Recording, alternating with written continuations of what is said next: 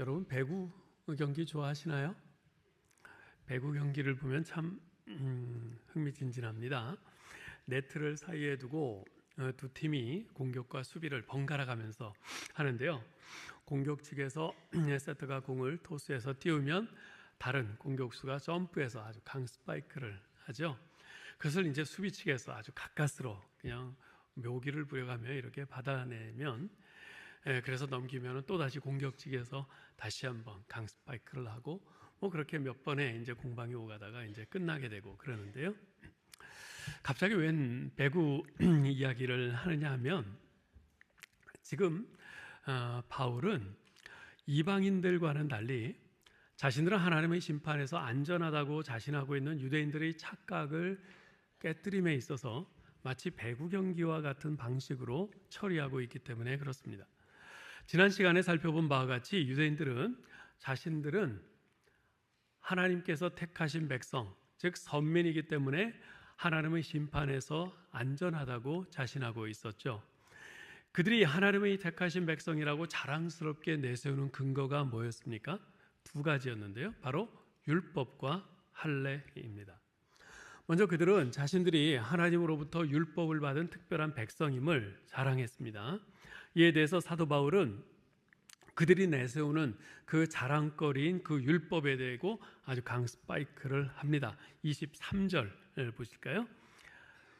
율법을 자랑하는 내가 율법을 범함으로 하나님을 욕되게 하느냐. 바울의 이 강스파이크는 그들이 더 이상 율법을 소유하고 있다는 것만으로 하나님의 택한 백성임을 자랑할 수 없게 만들어버렸습니다. 율법을 소유하고 있다는 것이 중요한 것이 아니라 그것을 준행하는 것이 중요하다는 것이죠. 자, 그런데 유대인들은요, 그렇게 바울이 율법에 대고 강스파이크를 한 것을 다시 받아 올립니다. 아직 자신들에게는 하나님의 심판을 받지 않는, 자신들의 구원은 안전하다고 하는 그런 또 하나 주장하는 것이 있었죠. 그것이 바로 할례입니다. 조서 바울, 당신 말이 옳다고 칩시다. 당신 말대로 우리는 율법을 제대로 지키지 못했어. 더 이상 율법은 우리가 자랑거리로 내세울 것이 못 된다는 것을 인정하겠어. 하지만 우리에게는 아직도 하나님의 심판을 피할 수 있는 한 가지 특권이 더 남았어. 그것은 바로 할례요. 자, 어떻소? 지금 이러는 겁니다. 유대인들은 다른 모든 것은 다 무너져도 이것만은 결코 무너지지 않으리라고 믿는 최후의 보루가 있었습니다. 그것이 바로 할례입니다. 할례는요, 아브라함의 후손들이 다 하나님의 언약에 속해 있다는 표시입니다. 아브라함의 후손으로서 할례를 받은 그들은 자기 몸에 천국행 티켓, 천국행 패스포트를 가지고 있다고 생각한 거죠. 일례로 그 유대교 랍비 중에 므나헴이라는 랍비가 있는데 그는 이런 말을 합니다. 할례는 지옥에서 구원한다. 하나님께서는 할례 받은 자를 지옥에 보내지 않겠다고 맹세하셨다. 아브라함은 지옥의 문 앞에 앉아서 할례 받은 유대인이 그곳에 들어가는 것을 허락하지 않는다. 할례만 받았으면 절대 지옥 갈 일 없다는 겁니다. 이처럼 유대인들은요, 인생의 명예, 돈, 권력이 다 무너져도 마지막 한 가지 할례만 남아있으면 된다고 생각을 했어요. 자, 그러면 도대체 유대인들이 할례를 그처럼 대단한 특권으로 여기는 근거는 어디에 있는가? 이것을 좀 잠시 살펴볼 필요가 있습니다. 여러분, 유대인은요, 하나님과 언약을 맺은 백성입니다. 역사적으로 이스라엘과 하나님 사이의 언약 관계는 세 가지 예를 통해서 나타났습니다. 첫째는 안식일입니다. 출애굽기 31장 16절 17절을 같이 읽어보죠. 이같이 이스라엘 자손이 안식일을 지켜서 그것으로 대대로 영원한 언약을 삼을 것이니 이는 나와 이스라엘 자손 사이의 영원한 표징이며 나 여호와가 엿새 동안에 천지를 창조하고 일곱째 날에 일을 마치고 쉬었음이니라 하라. 이 안식일을 대대로 영원한 언약의 표징으로 삼겠다 말씀을 하세요. 그래서 유대인들은요, 매주 안식일을 맞을 때마다 하나님과 자신들 사이에 언약이 있다는 것을 되새깁니다. 두 번째는요, 무지개입니다. 창세기 9장 12절로 15절을 같이 읽어보죠. 하나님이 이르시되 내가 나와 너희와 및 너희와 함께하는 모든 생물 사이에 대대로 영원히 세우는 언약의 증거는 이것이니라. 내가 내 무지개를 구름 속에 두었나니 이것이 나와 세상 사이의 언약의 증거니라. 내가 구름으로 땅을 덮을 때에 무지개가 구름 속에 나타나면 내가 나와 너희와 및 육체를 가진 모든 생물 사이에 내 언약을 기억하리니 다시는 물이 모든 육체를 멸하는 홍수가 되지 아니할 것이라. 자, 이 무지개 언약도 대대로 영원히 세우는 언약이라고 하세요. 근데 물론 이 무지개 언약은 단지 이스라엘 백성과 하나님 사이에만 맺어진 것이 아니라 모든 인생들, 모든 인류와 또 모든 존재하는 피조물들 사이에서 하나님께서 맺으신 언약이에요. 그런데 한번 생각해 보세요. 이 세상에 수많은 민족이 있지만 유대인 외에 무지개를 보면서 하나님과 우리 사이에 언약이 있어 이렇게 생각하는 민족이 있습니까? 없습니다. 유대인밖에는 없어요. 무지개 보면서 그거 생각하는 민족은 이스라엘밖에 없어요. 따라서 이 무지개 언약도 이스라엘과 하나님 사이의 언약이라고 생각할 수 있습니다. 그래서 소나기가 지나간 후에 하늘에 무지개가 이렇게 뜬 것을 볼 때마다 유대인들은 자신들이 하나님의 언약을 갖고 있는 백성임을 확인을 합니다. 셋째는 할례입니다. 창세기 17장 10절 11절을 볼까요? 너희 중 남자는 다 할례를 받으라. 이것이 나와 너희와 너희 후손 사이에 지킬 내 언약이니라. 너희는 포피를 베어라. 이것이 나와 너희 사이의 언약의 표징이니라. 그래서 할례를 행할 때마다요, 유대인들은 자신이 하나님의 언약 백성임을 확인하는 겁니다. 자, 여러분 한번 보셔요. 하나님과 이스라엘 사이에 언약이 있다는 증거가 시간 속에 나타난 것이 안식일이라면 그것이 공간 속에 나타난 것이 무지개입니다. 그리고 그 언약에 대한 증거가 육체 가운데 나타난 것이 바로 할례죠. 따라서 이스라엘과 하나님 사이의 언약은 안식일이라는 시간이 증거하고요, 무지개라는 이 자연이 증거할 뿐만 아니라 또 할례 받은 몸, 육체가 증거하는 것입니다. 사실 이 할례는요, 순수하게 의학적인 관점에서만 본다면 일종의 포경 수술에 지나지 않습니다. 그러나 유대인들에게 있어서 할례는 자신의 생명만큼이나 무거운 의미를 지니고 있습니다. 왜냐하면 할례는 자신이 하나님의 언약 백성이라는 외적인 표시이기 때문에 그렇습니다. 즉 유대인은 할례를 통해서 그가 하나님과 언약을 맺은 하나님의 언약 백성이라는 이 흔적을 평생 자기 몸에 갖고 사는 것이죠. 그래서 유대인들은 하나님과의 언약을 몸에 새기는 이 할례만큼은요, 어떤 상황 속에서도 목숨을 걸고서라도 반드시 지키고자 합니다. 우리가 흔히 알고 있기로 유대인들은 이 안식일 준수를 생명처럼 여기고 최우선으로 지킨다고 그렇게 알고 있죠. 자, 그렇다면 제가 퀴즈를 하나 낼게요. 여러분, 할례는 며칠 만에 받습니까? 사내 아이가 태어나면 8일 만에 할례를 받습니다. 그러면 태어난 지 8일 만에 할례를 받는 그 시기가 안식일과 겹칠 때도 있겠죠. 그런 경우도 있을 겁니다. 근데 안식일에는 아무것도 하면 안 돼요. 하나님께 예배 드리는 것 외에는 하면 안 됩니다. 병자를 고치는 일도 하면 안 돼요. 유대인들은 그렇게 생각을 하고 지킵니다. 자, 그런데 8일째 되는 날이, 즉 할례를 받아야 되는 날이 안식일이다. 그러면은 할례와 안식일이 충돌하죠. 그러면 유대인들은 어떻게 할까요? 어느 것을 더 우선적으로 지킬까요? 네? 그래도 안식일이지. 네? 또요. 오늘 주제가 할례인데 할례가 답 아니겠어?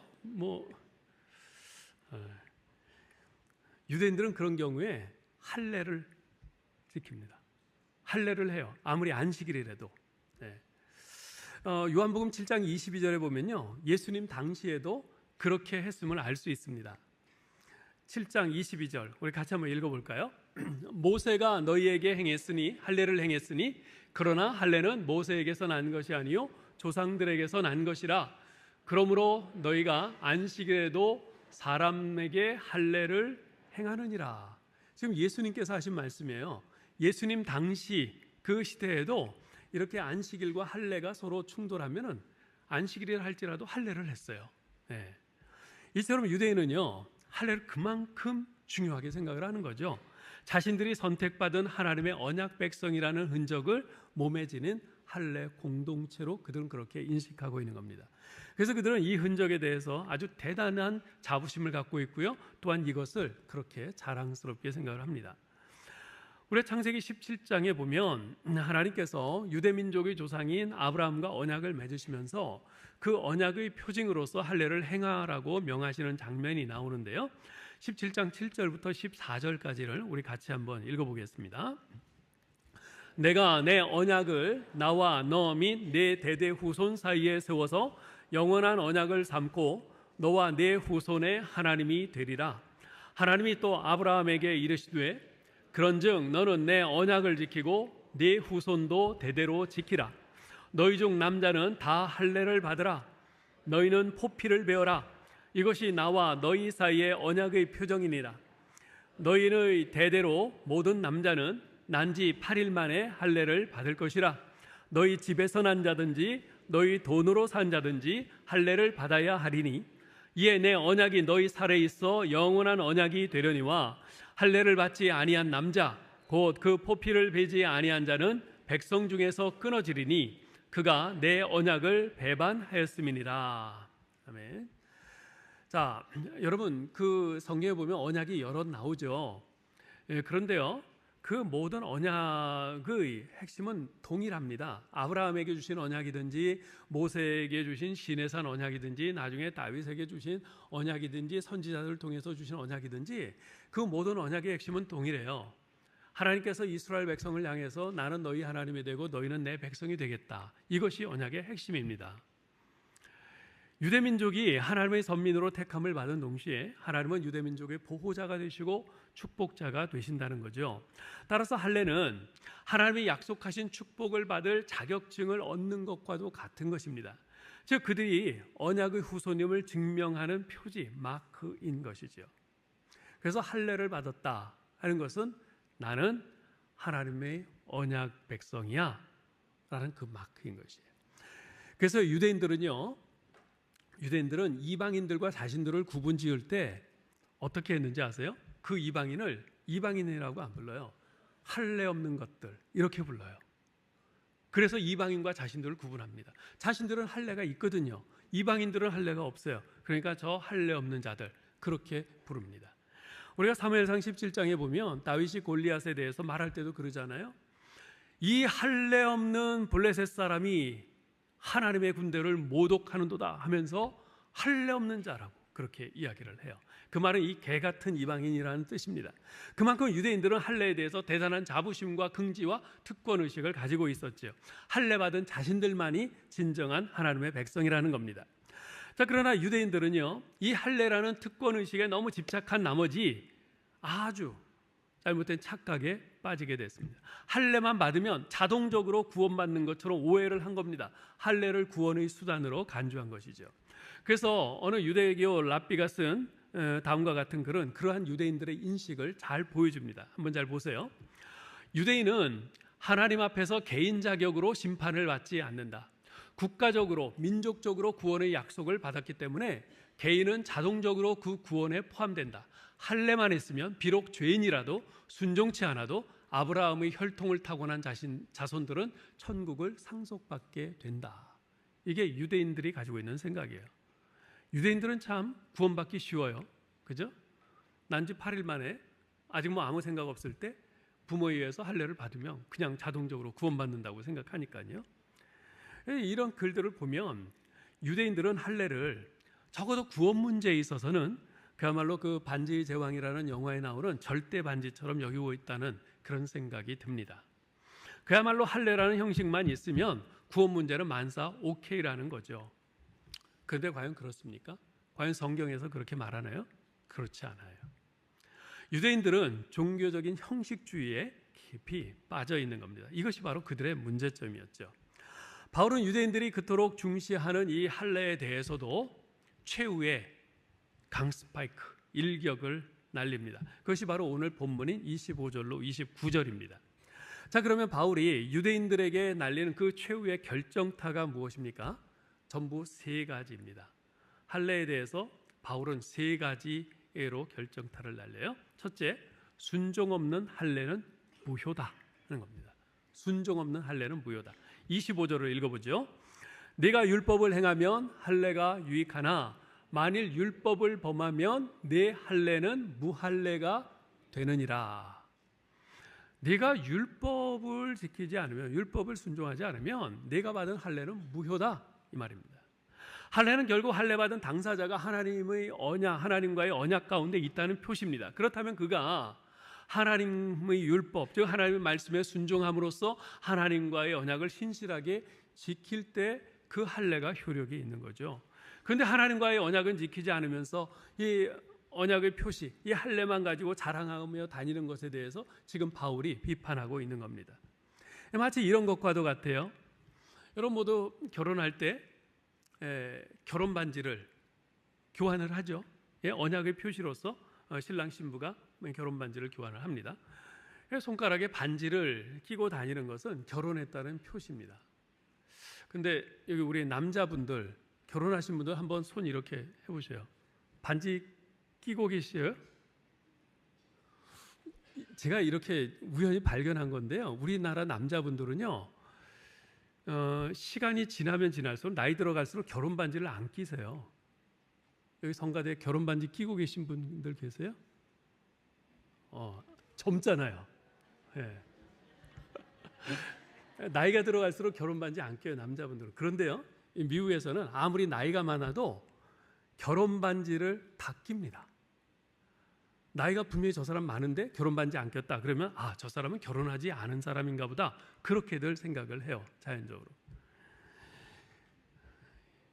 한편 이 결혼 반지를 끼고 다니는 것은 결혼을 했다는 표시일 뿐만 아니라 자신의 배우자에 대해서 결혼의 서약을 지키겠다는 표시이기도 합니다.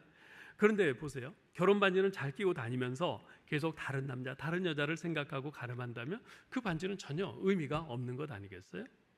바로 이런 겁니다. 지금 유대인들은 하나님의 백성이라고 하는, 하나님의 언약 백성이라고 하는 이 할례의 사인, 이 결혼 반지와 같은 것을 갖고 다니지만, 그러나 거기에 요구된 행위들은 하지 않아요. 하나님의 말씀은 지키질 않아요. 그럼으로써 그 사인을 무효화하고 있는 겁니다. 표시는 있지만 행위가 없는 그 일에 대해서 바울은 그런 할례는 무할례다, 즉 의미 없는 하나의 종교적인 형식일 뿐이야, 이렇게 단호하게 못을 박습니다. 아무리 할례를 자랑스럽게 여겨도 그 하나님께 대한 순종이 따라오지 않으면 그 할례는 무효라는 거죠. 여러분, 구약의 할례는요, 신약의 세례와 동일한 의미를 갖습니다. 자, 그렇다면 우리가 생각해 봐야 될 것이 있어요. 율법을 범하며 살면서도 자신들은 할례를 받았기에 당연히 구원받는다고 자랑하는 유대인들에 대해서 지금 바울이 책망하고 있는데, 그런 바울의 책망은 신약 시대를 사는 오늘 우리에게도 향할 수 있다는 것을 우리가 엄중히 받아들여야 합니다. 사도 바울은 로마서 6장 3절 4절에서 세례의 의미에 대해서 이렇게 말씀해요. 읽어볼까요? 무릇 그리스도 예수와 합하여 세례를 받은 우리는 그의 죽으심과 합하여 세례를 받은 줄을 알지 못하느냐? 그러므로 우리가 그의 죽으심과 합하여 세례를 받음으로 그와 함께 장사되었나니 이는 아버지의 영광으로 말미암아 그리스도를 죽은 자 가운데서 살리심과 같이 우리로 또한 새 생명 가운데서 행하게 하려 함이라. 무슨 말입니까? 여러분, 세례를 받는다는 것은 나는 예수님과 함께 죽고 예수님과 함께 다시 살았다는 의미라는 겁니다. 세례를 받는다는 것은 이제는 죄 가운데 살지 않고 새롭게 살겠습니다 라는 의미라는 겁니다. 세례받는다는 것은 이제부터는 더 이상 옛사람의 흔적을 남기지 않고 예수의 흔적을 남기는 삶을 살겠다는 의미라는 것입니다. 이것이 없이 그저 난 어느 교회에서 어느 목사님으로부터 세례를 받았으니까 괜찮아, 그러면서 나의 욕심과 욕망대로 따라서 산다면 우리는 바울이 책망을 받은 유대인들과 아무 다를 바가 없는 거죠. 사도 바울은 갈라디아서 6장 7절에서 예수 그리스도와 합하여 세례를 받고 새 생명을 살게 된 그리스도인이라면 몸에 예수의 흔적을 지니고 살아야 한다고 말합니다. 그러면서 우리 그리스도인이 몸에 지니고 살아야 할 예수의 흔적을 두 가지로 말을 해요. 하나는 내 인생에 침투해 들어오신 예수 십자가의 은혜를 자랑하는 것이고, 두 번째는 주님을 위해서 나의 정욕과 욕심들을 십자가에 못 박으며 포기하는 것입니다. 이 두 가지가 내 몸에 예수의 흔적을 지니고 사는 것이라는 거예요. 몇 년 전에 어떤 교우분이 주일날 이제 산부 예배 끝나고 이제 제 방에 작은 카드와 함께 떡을 가져다 놓으셨어요. 이게 웬 떡이야? 하면서 그 카드를 보았더니 거기에 이렇게 써 있었어요. 이윤수 목사님과 화성교회 모든 교육자님들께 이번에 입교를 하게 되는 중등부 아무개의 엄마입니다. 사랑하는 딸 아이가 아기 때 화성교회에서 유아 세례를 받고 이제 자라서 자신의 입으로 교회 앞에서 신앙을 고백하고 입교하게 되어 너무나 감사하고 또 감격스럽습니다. 먼저는 저희 게으름과 교만함, 신실하지 못함에도 이제껏 변치 않으시는 신실함과 사랑으로 딸아이를 여기까지 견인하신 하나님의 은혜에 감사와 찬양을 드립니다. 또한 딸아이와 저희 가족을 향한 교회의 사랑에 깊이 감사드립니다. 일일이 찾아뵙지 못하고 작은 인사로 감사의 마음을 담아드립니다. 전 그분의 카드를 읽으면서 이분이 이 마음으로 자녀를 위해서 기도하며 양육하는 한 그러나 그 입교하는 딸아이가 형식적인 종교인으로 전락하진 않겠구나. 그저 유아세례 받고 입교했다고 해서 그냥 그것만 내세우고 그냥 형식적으로 신앙생활하는 그런 종교인으로 전락하진 않겠다. 이런 확신이 들었습니다. 이 시간 여러분에게도 묻고 싶어요. 아니, 여러분 스스로 한번 자신에게 물어보시기 바랍니다. 나의 삶에는 과연 예수의 흔적이 있는가? 나의 인생에 침투해 들어오신 주님의 십자가의 은혜를 내가 가진 다른 그 무엇보다도 더 영광스럽게 생각하면서 자랑하며 살고 있는가? 주님을 위해서 나의 정욕과 욕심들을 십자가에 못 박으며 포기한 흔적을 가지고 있는가? 이제부터 그렇게 살기로 나는 주님 앞에 엄숙히 결단하는가? 여러분, 이런 각오와 결단이 있어야 합니다. 그렇지 않으면 우리도 언제든지 저 할례만 자랑하면서 정작 하나님의 뜻과는 무관하게 사는 그 유대인들과 똑같이 형식적인 종교인으로 전락할 수 있기 때문에 그렇습니다.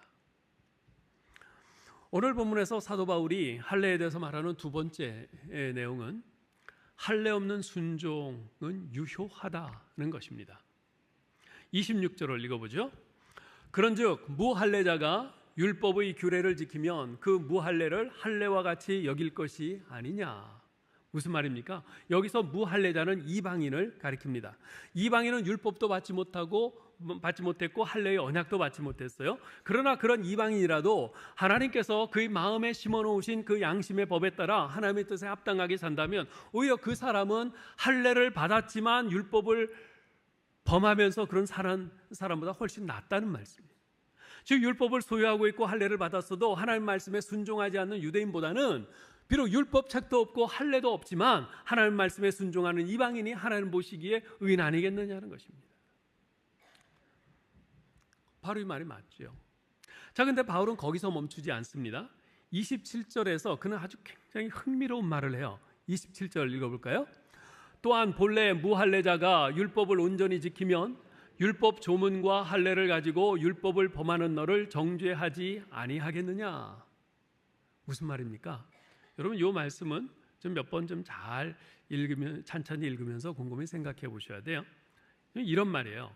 무할례자인 이방인이, 즉 이제까지 유대인에 의해서 구원받지 못할 죄인이라고 지옥의 땔감이라고 조롱받고 정죄당하던 바로 그 이방인이 하나님께서 그의 내면에 심어놓으신 그 양심을 따라 하나님의 뜻과 말씀을 온전히 지킨다면 율법과 할례를 자랑하면서 율법을 범하며 사는 너희 유대인이 오히려 그 이방인에게 정죄를 받지 않겠느냐, 이 말입니다. 네. 사실 유대인들은요 이제까지 늘 이방인들을 그렇게 정죄하며 살았어요. 저 율법도 없고 할례 받지 못한 것들, 저 개 같은 이방인들, 저 지옥의 땔감 같은 이방인들, 그러면서 항상 이방인들을 향해서 죄인이고 구원받지 못할 인간들이라고 그렇게 정죄하며 살았어요. 그런데 지금 바울은 거꾸로 말하는 거예요. 유대인인 자신이 거꾸로 말하는 거예요. 할례를 받고 율법을 받은 그 유대인이라 할지라도 율법을 따라서 하나님의 뜻을 쫓아 살지 않는 그들은 오히려 저 이방인들에게 정죄를 받을 것이라는 말입니다. 근데 이것은 단지 사도 바울만이 하는 말이 아닙니다. 예수님께서도 이와 비슷한 말씀을 하신 적이 있어요. 마태복음 12장 41절 42절 읽어보죠. 심판 때에 니느웨 사람들이 일어나 이 세대 사람을 정죄하리니 이는 그들이 요나의 전도를 듣고 회개하였음이거니와 요나보다 더 큰 이가 여기 있으며 심판 때에 남방 여왕이 일어나 이 세대 사람을 정죄하리니 이는 그가 솔로몬의 지혜로운 말을 들으려고 땅 끝에서 왔음이거니와 솔로몬보다 더 큰 이가 여기 있느니라.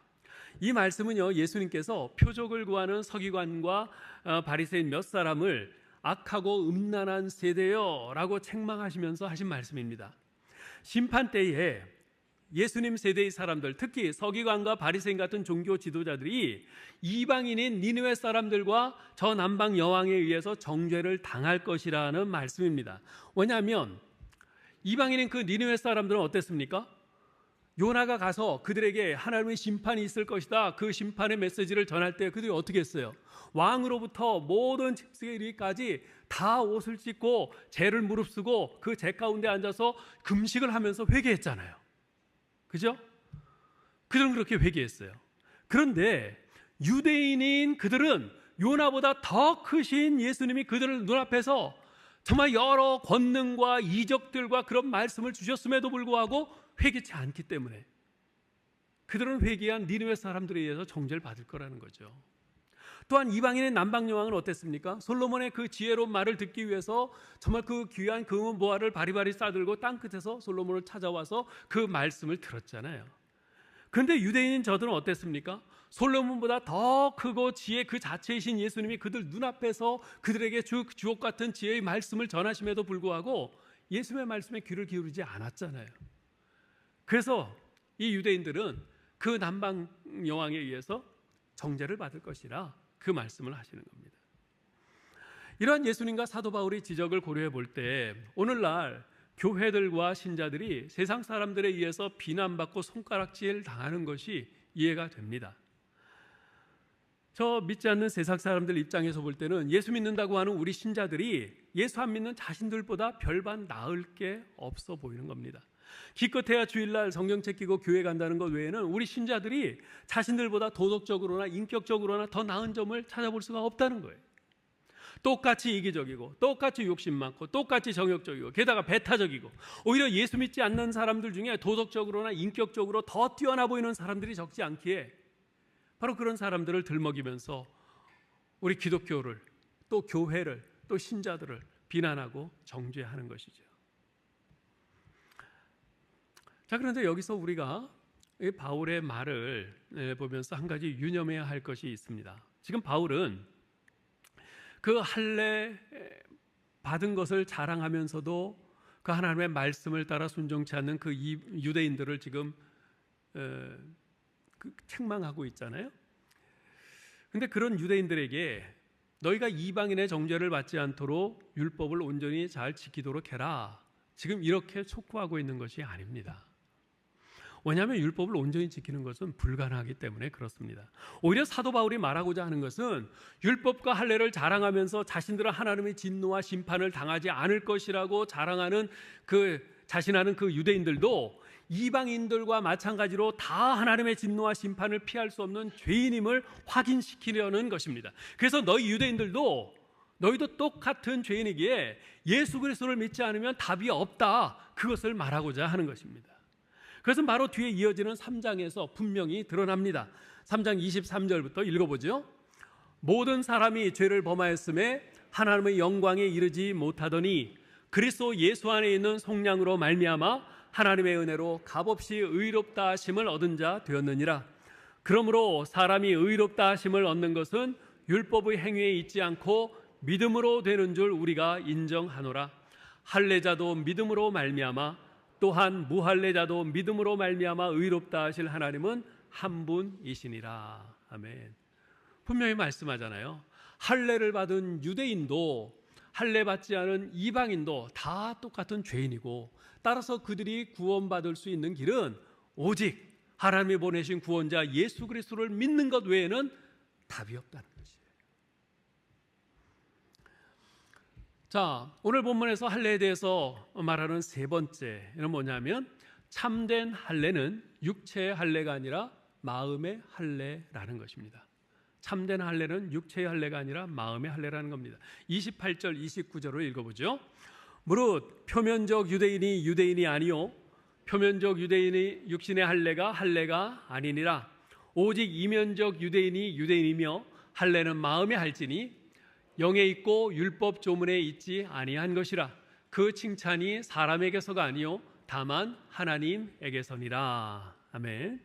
여기서 표면적이라는 말은 외적이라는 말로, 또 이면적이라는 말은 내적이라는 말로 바꿔 생각하면 이해가 좀 더 쉬워질 것입니다.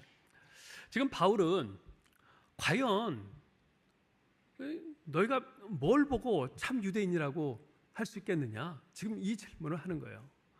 너희 자신이 참 유대인이라 그러는데 과연 뭐가 참 유대인이냐?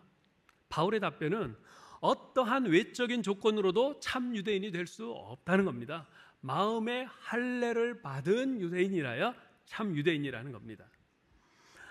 하나님의 백성으로서의 유대인이라고 하는 것은 외적인 조건, 즉 내가 아브라함의 후손이냐, 아브라함의 혈통에서 났느냐, 아니면 이스라엘 종족이냐, 또는 내가 율법을 가지고 있느냐, 할례를 받았느냐, 그런 외적인 조건의 문제가 아니라 내면적인 변화의 문제라는 겁니다. 외적으로 몸에 포경 수술을 해서 표시를 남기는 것이 진짜 할례가 아니라 성령으로 내면의 마음이 변화되는 것, 그것이 진짜 할례라는 것입니다. 자, 근데 이런 바울의 주장은요, 바울이 새롭게 주장하는 것이 아니에요. 이것은 과거 구약 시대 때부터, 모세 때부터 계속 있어 온 내용입니다. 신명기 10장 16절 볼까요? 있습니다. 그러므로 너희는 마음의 할례를 행하고 다시는 목을 곧게 하지 말라. 예.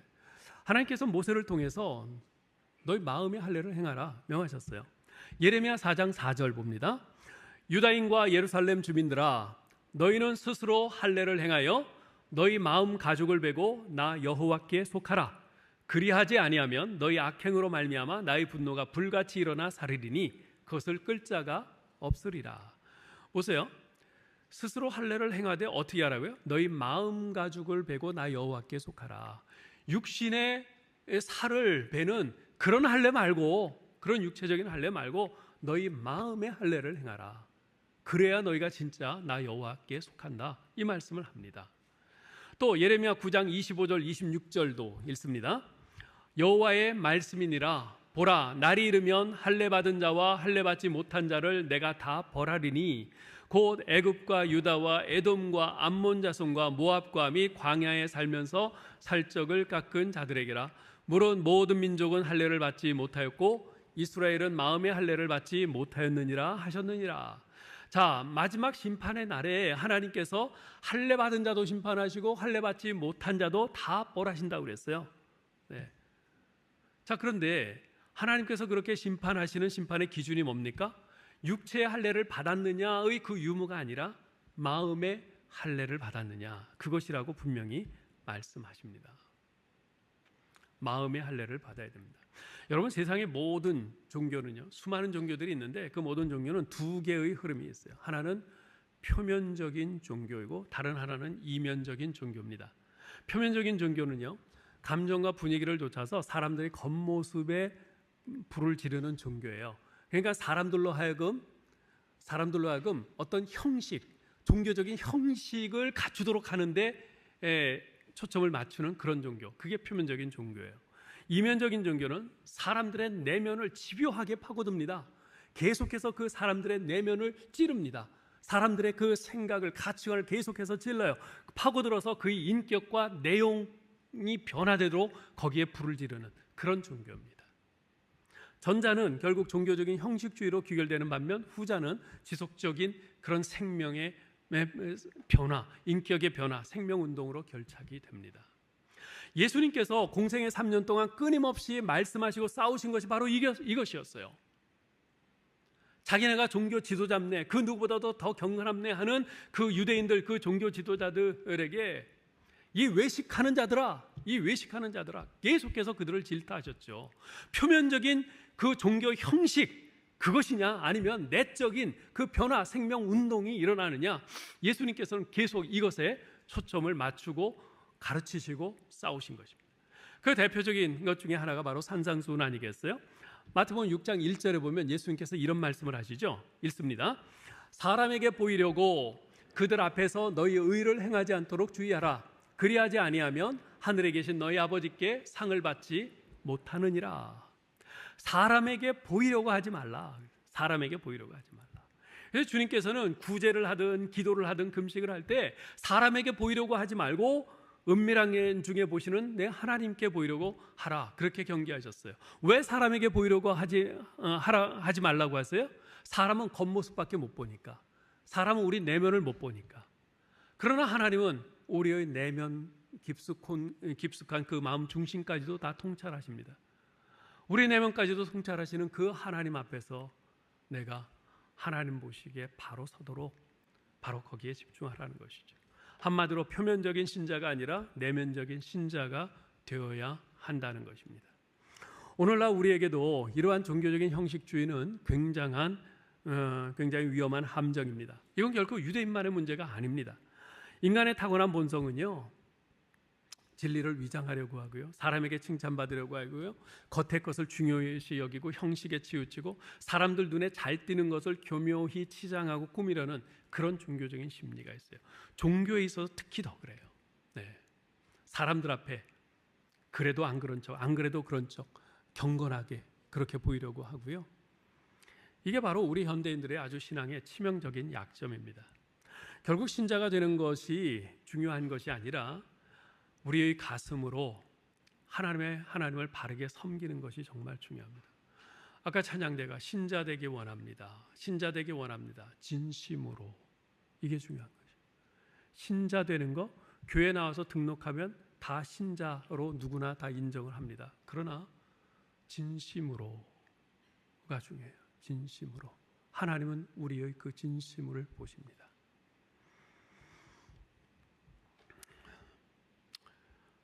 교회 다닌 지는 오래되었지만 신앙생활을 타성에 젖어서 그걸 하는 사람들이 적지 않아요. 주일은 물론이고 주중에도 예배란 예배는 모두 참석하는데 예배에 대한 어떤 간절함, 사모함, 기대감이 없이 그저 습관적으로 예배 참석해요. 기도를 하기는 하는데 살아계신 하나님께서 지금 내 기도를 듣고 계신다 이런 의식 없이 그저 주위 사람들을 의식하면서 기도하거나 혹은 건성으로 기도를 하기도 하죠. 이것저것 열심히 봉사는 많이 하는데 섬김의 대상이신 하나님의 기쁨보다는 자기 증명 내지는 자기 열심으로 봉사하는 것에 익숙해지기도 합니다. 사랑하는 성도 여러분, 하나님께 자신의 마음을 드리지 않고 하는 신앙생활은 그저 형식적인 종교 생활일 뿐입니다. 이러한 형식적인 종교 생활은 비행기에서 뛰어내리는데 낙하산을 들고 뛰어내리지 않고 비닐봉지를 뒤집어 쓰고 뛰어내리는 것과 똑같은 것이에요. 비닐봉지 뒤집어 쓰고 뛰어내리면 어떻게 돼요?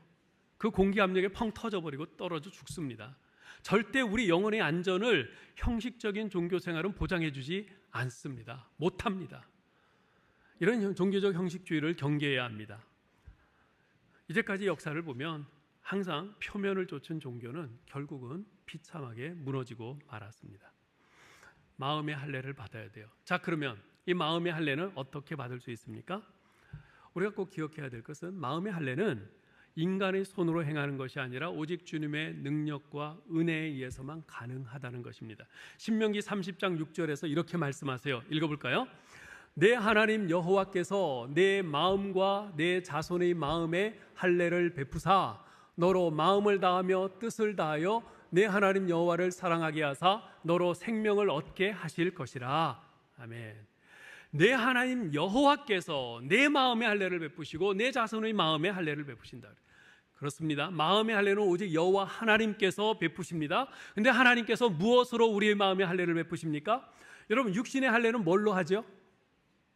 육신의 할례는 칼로 하는 겁니다. 칼로 살을 자르는 거잖아요. 그죠? 육신의 할례는 칼로 해요. 그러나 마음의 할례는 칼은 칼인데 무슨 칼이요? 성령의 검, 하나님의 말씀으로 하는 겁니다. 하나님의 말씀으로. 하나님께서 하나님의 말씀으로 성령이 검으로 우리 마음의 할례를 행하세요. 예레미야 31장 33절에서 그것을 말씀합니다. 읽어볼까요? 그러나 그날 후에 내가 이스라엘 집과 맺을 언약은 이러하니 곧 내가 나의 법을 그들의 속에 두며 그들의 마음에 기록하여 나는 그들의 하나님이 되고 그들은 내 백성이 될 것이라 여호와의 말씀이니라. 이것은 이제 예수 그리스도께서 이제 오셔서 이제 성령을 통해서 행하실 것에 대한 예언인데요. 자, 언약의 내용은 똑같다고 그랬어요. 무슨 내용이에요? 나는 그들의 하나님이 되고 그들은 내 백성이 되리라 하는 것이에요. 그런데 그걸 어떻게 행하신다고요? 하나님께서 하나님의 법을, 즉 하나님의 말씀을 우리 속에 두셔서 우리 마음에 그 말씀을 기록하여 이 언약을 이행하시겠다는 것이에요. 즉 마음의 할례의 언약은 사람의 손으로 이루어지는 것이 아니라 하나님의 말씀으로 이루어지는 언약인 것입니다. 성령께서 하나님의 말씀으로 내 마음을 두드리실 때 마음문을 활짝 열고 그 말씀을 내 마음에 모셔드리고 믿음으로 그 말씀에 순종하는 것, 그것이 바로 마음의 할례인 것입니다. 이제 말씀을 맺겠습니다. 1970년대에 등단해서 2013년 타계하기까지 우리나라의 대표적인 중견 소설가 가운데 한 분이었던 최인호라는 작가가 있습니다. 그분이 쓴 사랑아 나는 통곡한다라는 수필집이 있는데 그 수필집 서문에는 동일한 제목의 시가 서문에 실려 있어요. 이런 내용입니다. 한번 잘 보세요. 사랑아 나는 통곡한다. 나는 통곡하며 살고 싶다. 나는 대충 생활도 대충 만남도 대충 일도 대충 그렇게 살고 싶지 않다. 나는 모든 일에 통곡하는 그런 열정을 지니고 살고 싶다. 어찌 사랑뿐이겠는가? 나는 친구도 통곡하고 사귀고 싶고 꽃 한 송이도 통곡하며 보고 싶다. 내 아들 딸들이 통곡하는 아버지이고 싶고 아내와도 늙어 죽을 때까지 통곡하며 살고 싶다. 하느님도 통곡하며 믿고 싶고 죄도 통곡하며 씻고 싶다. 아마 어떤 뉘앙스의 내용인지는 다 아실 겁니다. 여러분, 통곡하는 것은요 아무나 할 수 있는 일이 아닙니다. 인간과 사물에 대한 애정과 열정이 있어야 비로소 통곡할 수 있는 겁니다. 그러한 통곡하는 자세로 세상을 살고 싶다는 이 최인호 씨의 이 감성과 그 마음이 목사요 그리스도인인 저는 너무나 부러워요. 저 잘 통곡을 못하거든요. 시편 126편 4절 5절에서도 시편 기자는 이와 동일한 마음을 표현하고 있습니다. 눈물을 흘리며 씨를 뿌리는 자는 기쁨으로 거두리로다. 울며 씨를 뿌리러 나가는 자는 정녕 기쁨으로 그 단을 가지고 돌아오리로다. 기쁨으로 단을 거둘 자가 누구라고 하나님께서 누구에게 이 약속을 주십니까? 눈물을 흘리며 씨를 뿌리는 자, 울면서 나가서 씨를 뿌리는 자, 그 사람만이, 그렇게 통곡하면서 씨를 뿌리는 사람만이 기쁨으로 단을 가지고 돌아온다 말씀을 하시는 겁니다. 대충 신앙생활에서는 결코 이러한 기쁨의 단은 못 거둡니다. 사랑하는 성도 여러분, 저는 우리 교회를 통해서 구원받는 사람들이 점점 늘어나서 이 예배당 안이 가득 차기를 진심으로 원합니다. 그러나 제가 그보다 더 소원하고 간구하는 것은 우리 교회에 나오는 모든 성도들이 지금 바울로부터 책망을 받는 이 할례 받았다고 하면서 난 I'm okay 그러는 이 명목상의 신자, 표면적인 그리스도인이 아니라 나 같은 죄인을 살리려고 독생자를 아낌없이 십자가에 내어주신 하나님의 사랑과 그 하나님의 아버지께 순종하여 기꺼이 십자가를 지신 예수 그리스도의 그 은혜를 알아 가슴으로 뜨겁게 하나님을 사랑하고 바르게 섬기는 참 신앙인, 내면의 그 할례를 받은 이면적인 그리스도인이 되는 겁니다. 비록 겉으로 드러나는 화려한 신앙생활의 표지는 없을지라도 하나님 아버지와 예수 그리스도께 대한 그 사랑과 열정을 가지고 통곡하는 심정으로, 울며 씨를 뿌리는 심정으로 하루하루 그 하루하루를 순종의 삶으로 이어가는 진정한 예수쟁이들이 가득 찬 우리 화성교회가 되기를 기도하고 있습니다. 아무쪼록 사람에게만 인정받는, 사람에게만 칭찬받는 그 겉껍데기의 그는 신앙생활을 청산하고 하나님께 인정받을 수 있는 마음의 할례를 받은 참 신자의 길을 걸어가는 저와 여러분 될 수 있기를 주님의 이름으로 축원합니다. 하나님 은혜를 감사합니다. 하나님, 우리가 정말 마음은 그렇지 않은데 신앙생활의 연수가 늘어나면서 우리도 알게 모르게 어떤 형식적인 종교인이 되어가는 모습을 보고 언뜻 놀랄 때가 있습니다. 주님 앞에 너무나 죄송스럽고 주님 앞에 회개합니다. 주님, 그런 표면적인 신자가 아니라 마음의 할례를 받은 진정한 참 이면적인 신자로서 우리 하나님을 마지막 호흡 다하는 그날까지 섬기며 사는 저희들 다 되게 하여 주시옵소서. 하나님, 우리 화성교회에 바로 그러한 통곡하는 심정으로 울며 눈물로 나가서 씨를 뿌리는 그런 심정으로 하루하루의 우리 모든 신앙생활, 우리 삶을 감당해 나가는 그런 신자들로 가득한 우리 화성교회 되게 하여 주시옵소서. 예수 그리스도의 이름으로 기도하옵나이다. 아멘.